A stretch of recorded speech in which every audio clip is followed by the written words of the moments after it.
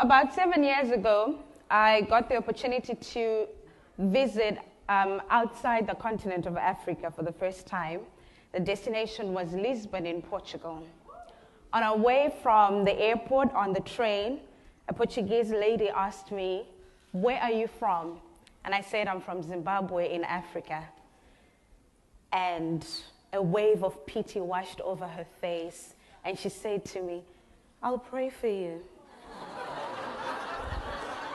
There and then it hit me that I was the object of pity. Why was she pitying me? She was probably one of those nice people who would sit in front of their televisions watching a commercial that says, "Do you know, just for $10 a year, you can send a whole African village to school."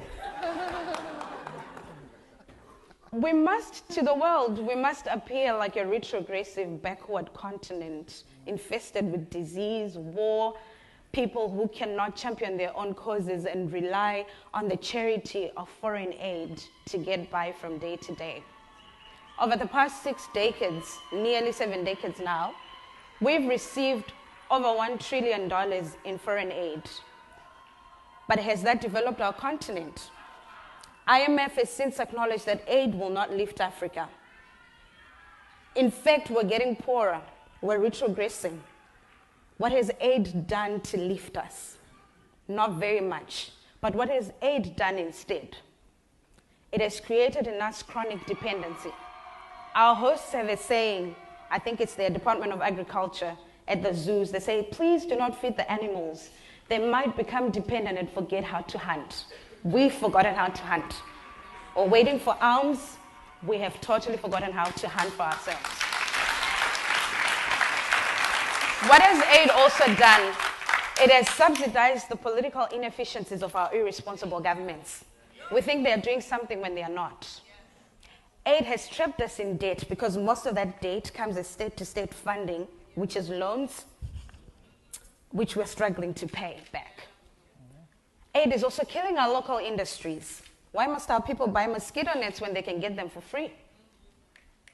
Aid is fueling corruption. Agencies such as the United Nations, USAID, can work with governments regardless of how responsible they are or not. But I have a question for you, my fellows in the civic leadership cohort. Until when shall we continue to trade our weak and vulnerable as commodities to foreign funders so that we can sustain our paychecks from month to month? Until when shall we be complicit in implementing ineffective programs that are not designed to eradicate the problems on the ground, but only designed to align to the funders' interests?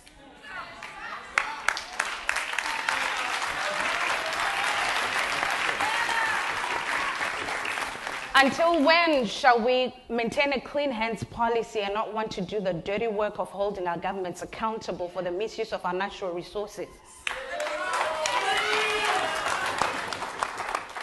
The providers of foreign aid are not going to come and uproot our ineffective governments. We have to do that for ourselves. They will not do it for us, unless it serves them, of course. So here are a few things I think we need to do. First of all, we need to change our mindset. We can champion African solutions to African problems if we use our creative energies in the right way, if we remember how to hunt, if we hold our governments accountable, if we leverage on our status as the last investment frontier to move our continent from aid to trade.